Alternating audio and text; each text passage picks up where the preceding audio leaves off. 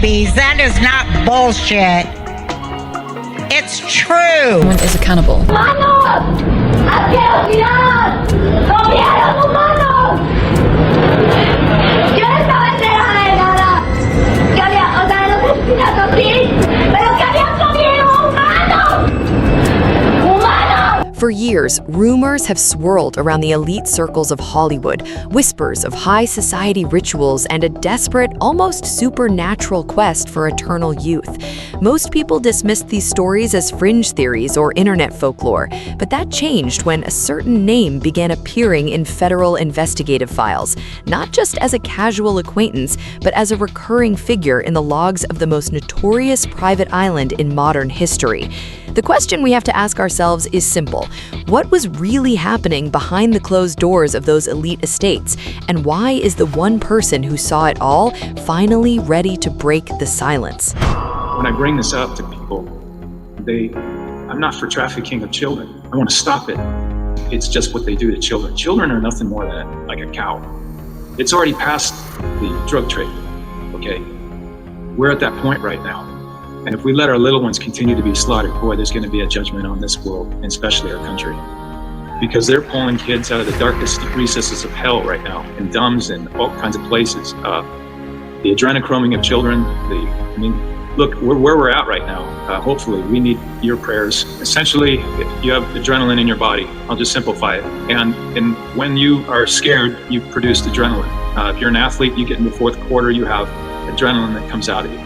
If a child knows he's going to die, his body will secrete this adrenaline, and they have a lot of terms that they use. It's the worst horror I've ever seen. It's screaming alone, even if I never, ever saw it. It's beyond, and these people that do it, there'll be no mercy for them. A lot of people that are involved in it all over the world that are in this, and many of these people are very famous. Set yourselves apart from this corrupt generation. Be saints. You were not made to fit in. You were born to stand out.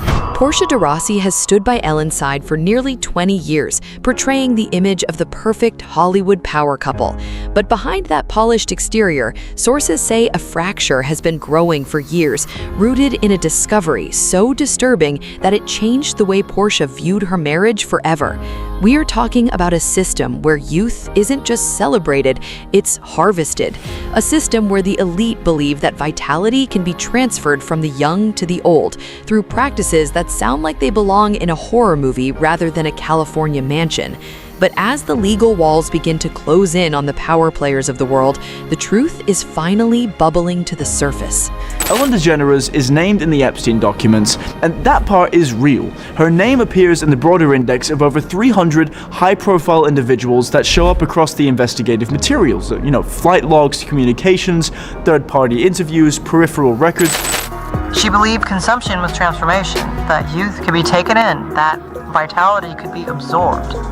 She talked about ancient rites, about elites throughout history who understood what the masses didn't. There was a separate kitchen on her property, stainless steel, private entrance, no security cameras inside. We live in an age where the line between science fiction and reality is blurring, especially when it comes to the longevity industry. In Silicon Valley, billionaires are openly investing in startups that research young blood plasma transfusions, a practice sometimes referred to as ambrosia. They believe that by infusing the blood of the young into the old, they can reverse the aging process. While the public version of this science is heavily regulated and often met with skepticism, the black market version is where the real horror lies. The rumors of extraction involve the harvesting of biological materials from young bodies, specifically during moments of intense fear or trauma. The theory, which has been whispered about in elite circles for decades, is that the body produces certain compounds during these moments that have a rejuvenating effect on whoever consumes them. This is the dark truth behind the treatments on Epstein Island and the ancient rites that Ellen allegedly described to her wife. It's a belief that youth isn't just a phase of life, but a substance that can be taken and used by those with enough power and money. Okay, let's talk about this facial that you're obsessed with. How many, did you get the whole cast of Ocean's 8 to do Not this? everybody. Okay, good, smart ones. Just those that I thought would appreciate it. Okay, explain what it is. Well, it's this way in which one forces through microneedling. It's like a little roller with these, some of you, I think many of you know it, and it pushes through the skin and ruptures the collagen and then boosts it. You look like a burn victim for a day, but then it pushes the What are you pushing into the skin, Sandra? Carrie? What are you pushing into the skin? Well, you push in whatever the facialist would like to insert into your pores. But what is it? It is an extraction from a piece of skin that came from a young person far, far away, and they somehow figured out how to extract. It's foreskin from a Korean baby. This explains the obsession with youth in Hollywood that goes far beyond vanity. It's not about looking good for the cameras, it's about a literal biological thirst for vitality. When Portia allegedly witnessed the preparations in that stainless steel kitchen, she wasn't looking at a chef, she was looking at the end result of a global supply chain of human resources. The science is real, the demand is high, and the people at the top of the pyramid have spent a lifetime ensuring the public never knows where the ingredients for their vitality actually come from. But as more whistleblowers come forward, the curtain is finally being pulled back on this biological gold mine. There was a separate kitchen on the property, stainless steel, private entrance, no security cameras inside. Curious how the stars keep their glow and their homes A-list ready? I've handpicked the top-rated skincare, home, and wellness essentials favored by Hollywood's elite in my official Amazon storefront. Click the link in my description to shop the Celeb Curio collection today. But as the files became public, the spotlight began to shift from the convicted predators to the mainstream celebrities who allegedly helped keep their dark world spinning. There was also a lot of language that appears to be coded regarding food. I wanted to let you know the crew really appreciated the pizza. Another email read, "This is better than a Chinese cookie, see attached. Let's go for pizza and grape soda again." This one talks about, yeah, that's the pizza. You mean radiating a soft glow with the look of bliss and excitement. There's one more, I think, in this list as well. "Sorry, I have no stomach for even the slightest aggro. I don't have the stomach for it for any drama, imaginary or real. I'm still fragile off the last one and scared of shadows." This is in response to some videos that were shared where Jeffrey Epstein himself says, "I watched all of these videos, don't send any more." And then Ghislaine is like, "I can't stomach any of this." What the fuck did you send that Jeffrey Epstein was like, no more? While nothing was ever proven in a court of law, the allegations claimed she smoothed over introductions, connected powerful people with young talent, and helped keep the industry's most sinister secrets completely quiet.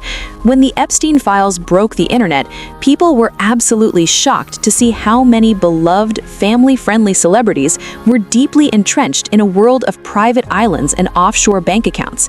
The contrast between a host demanding her audience be kind while allegedly rubbing shoulders with disgraced financiers was a tough pill to swallow. But just when the public thought the allegations couldn't get any weirder, a brand new theory took over the internet, and it involved a rumor so disturbing it sounds like something straight out of a horror movie. Earlier, I'll give you another example here. Epstein sends a message to someone. She looks pregnant, reacting to a photo, and the client replies back to Epstein, "You mean radiating a soft glow with the look of bliss and excitement? Yeah, that's the pizza." I cannot be clearer than this, that this is a code word. It makes no sense in that context whatsoever. And this on top of the example I gave you earlier, when his neurologist gave him the medicine for having an erectile dysfunction, I assume, or it could be even Viagra, and then told him to wash his hands, go have pizza and grape soda. Has been mentioned time and time again. Having adult men, successful men that are very health oriented, constantly talk about pizza with grape soda, which I've never heard before. Yeah, I've never heard of pizza and grape soda before this. I don't know if that specific combination was part of the whole Pizzagate thing, but it's definitely mentioned a lot because I saw that phrase, so I looked it up and was like, is this actually like in there multiple times? And it most definitely is. There's another one here. Have you seen the beef jerky mentioned as well? There's an email here from Jeffrey Epstein. Someone else says, Francis has time to come tomorrow to show me how to make it. Jerky, anyone? He will also bring you a taste of his jerky recipe from the restaurant, and sends a warm hello. He's working at a restaurant called Cook's. Wait for it, beef jerky and steak. Yes, time at 3 p.m. There's other emails of him talking about beef jerky. Another one here, Jeffrey Epstein sending it to Steve Hansen, saying, hope you're feeling better. Did we analyze the beef? Did you analyze the jerky? Now there's talks about jerky, referencing human meat. It could be for scientific research, could be something else that's even sicker. But there's more emails here talking about beef jerky. Have you had time to go through those? There's one here. Thank you so much, super cool. IT guy setting up Surface right now. We are ridiculously excited, and beef jerky delicious. Thank you, Thanksgiving. So yeah. It is very. Now I've got all those emails saved. I'd actually had somebody send me all of those to say, hey, would you check this out? So I have them. I have not read through all of them, but there's no shortage of terms that are phrased in a peculiar way. Muffin is another one. I've seen that a couple of times. I talked about when he says whoops. That seems to be in very. Sometimes he says that in very odd terms that seem like they're referring to somebody dying or getting. So there definitely seem to be code words. By the summer of 2020, the carefully crafted illusion of the happy, dancing daytime show completely imploded. The pressure wasn't just coming from crazy internet theories anymore. It was coming from inside the building. 36 former employees spoke out in a massive, explosive expose, detailing a work environment so toxic it left people with severe anxiety and trauma. The claims were absolutely brutal. Staffers alleged rampant harassment, intimidation, and severe misconduct from the top down. But the most revealing details were about the host herself. Former crew members described what they called the Queen's gaze. They claimed that when she was upset, her eyes would physically narrow, her cheekbones would tighten, and she would look at you like a monarch deciding your execution. The turnover rate for male employees was allegedly staggering, with one crew member claiming the show went through 9 different stage managers in a single season. There was an unspoken rule that you were not allowed to look the host in the eye if you passed her in the hallway. Comedian Margaret Cho later added fuel to the fire, claiming she had known the host for years from their early stand-up days. But when Cho appeared as a guest on the talk show, she was treated like an absolute stranger. Cho also revealed a deeply petty story involving the late rock legend David Bowie. Bowie apparently had spent time praising Cho's outfit during his segment, and out of sheer spite, the host completely cut that portion from the final broadcast. The hypocrisy was deafening. The woman who built a billion-dollar brand on the phrase "be kind" was allegedly ruling her studio with an iron fist. The studio launched an investigation, executives were fired, and the host delivered a tearful apology on air, but the audience never really came back. The spell was broken. Yet the toxic workplace was only the tip of the iceberg, because the company she kept off the clock was about to catch up with her in a major way. Hedda Muscat worked on The Ellen Show back in 2003. Phony, liar, hypocrite. That's my reaction. She's known about this for 17 years. She's created this culture. I was there from day one. We were all petrified of her. She was not nice. It started with a completely bizarre interview featuring Chrissy Teigen, a model and longtime friend of the daytime elite. During a casual conversation, she was asked a highly unusual question about whether she would ever be open to eating human flesh. Instead of laughing it off or calling the question crazy, she doubled down. She flat out stated that if the person okayed it, she would absolutely try it. Actually, nothing I wouldn't eat or wouldn't drink or wouldn't try. If the person okayed it, I would eat a human. If you were at a very fancy restaurant and they were like a tiny piece of human meat. No.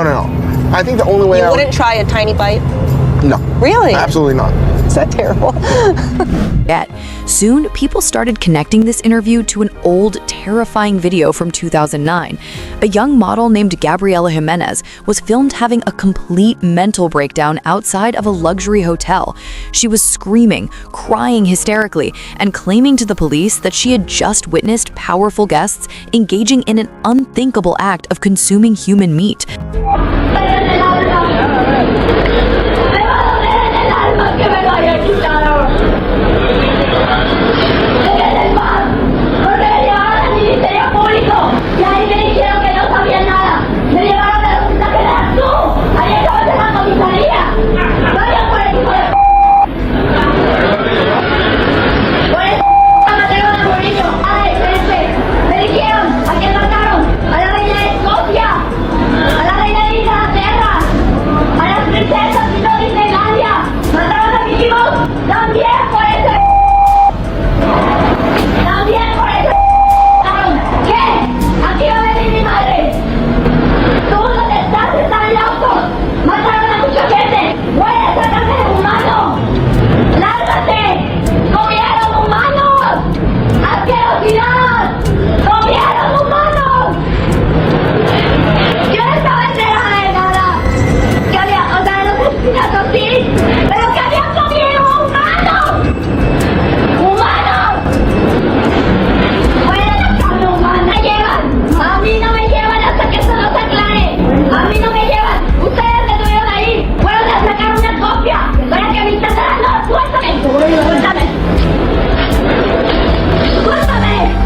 When you look back at how young, vulnerable stars were treated on daytime television, the warning signs were practically blinding. One of the most infamous examples involves Justin Bieber. Today, he is known for stepping away from the spotlight and focusing on his peace. But back then, he was the biggest teenage star on the planet, and the industry treated him like a commodity. During one highly uncomfortable appearance on daytime TV, the host brought up paparazzi photos that had been taken of him completely exposed while on a private vacation in Bora Bora. Bieber was clearly mortified. He explained how violated he felt, noting that the photographers had hidden in boats just to capture his most private moments. Instead of offering sympathy, the host projected the invasive photos onto a massive screen behind him for millions to see. She then began grilling him about the woman in the background of the photo, desperately looking for seems to be buried somewhere under mountains of confirmed court documents, personal grudges, internet speculation, and the very real pain of people who were completely mistreated and silenced by the industry. The fall of the daytime queen isn't just a story about a mean boss or a toxic workplace. It is a massive wake-up call about the absolute illusion of celebrity culture.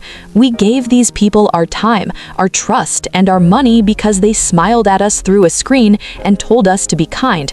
But behind the scenes, they were sharing encrypted emails about pizza and jerky, ignoring the panicked warnings of young stars, and begging for access to the darkest hotel rooms in the music industry. The mask has finally slipped, and the audience is no longer clapping. What do you think the real truth is? Was the mass exodus to the UK really about an election, or are the feds finally closing in on the untouchables?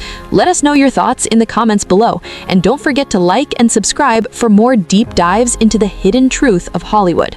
I know I'm about to sound completely insane, but just hear me out. This pertains to the Epstein files, the Clintons, and cannibalism, and I feel completely fine and I'm totally okay. Alright, let's do this. How do we know if someone is a cannibal? Well, they could have the Kuru disease, which is a fatal neurodegenerative disease that spreads through eating brain tissue. It has a long incubation period, 10 to 30 years. Early symptoms are headaches, coordination issues, anxiety, and inappropriate laughter. Middle stage, severe tremors and shaking, loss of balance, and slurred speech. Late stage, inability to walk, dementia, and the forever sleep. Do you know of any elites rumored to have consumed human flesh? But I'm not accusing anyone of anything. This is just a fun little joke video. With truth in the mix, in Papua New Guinea they call human long pig. We just love to have fun here. No, the Kuru disease has nothing to do with the Epstein files or anyone in them. Definitely not the Clintons. And I feel fantastic. So yeah, have a good day. Okay, thank you. What, Ellen? Ellen was like really weird and not nice to me for most of my career, and like because I opened for her in the 1980s. Oh, you did? When she was a headliner in comedy clubs, and not way before her big fame. And so then when I would do her talk show in the 2000s, she acted like we just met, and I'm like, what? One of those times. I'm like, what? Like that's weird. Like right. It's like we go way back. Dude, what? Like it's so creepy and weird. But you know, also the other thing was David Bowie had been on the show, and he was so excited that the night before that I had come to his show wearing this giant Chinese emperor outfit. He was really thrilled about it, and he talked at length about it. And she cut it out of the show, which made me so mad. And the producer, who was a really good friend of mine, had to call me and tell me, I can't believe she did this, but she cut it out of the show. But you need to know that he was going on and on about your outfit. He loves you. God said your name. That is so petty. Which is so rude. That is so gross. I don't know if it was personal. Maybe it was for time. Right. But still, I'm going to take it personally just because I decided to. You should have sent her a note and said, send me the footage. I'll post it to my YouTube. I know it exists somewhere. In May 2002, the Ellen DeGeneres show was canceled, and then 2 months later, Anne Hesh, Ellen's ex-girlfriend, was in a really bad car accident where she flew her Mini Cooper into someone's house and it caught fire. And what has never sat right with me is the cross comparison between the coroner's report and the actual aerial footage. The coroner's report says that she was unconscious until her death, just from smoke inhalation and from being brain dead from the fumes in her brain. But if you look at the footage, she sits straight up, and that takes a conscious effort, I feel, but I'm not a scientist. I mean, I'm not a doctor. But the other thing is her other host, her co-host Twitch, died 4 months after that. And I just think that that's a suspicious amount of like close people around you dying in weird ways. The stories we've discussed today are hard to process. It's difficult to reconcile the image of a daytime legend with the chilling allegations of extraction and consumption. But the truth doesn't care about our comfort.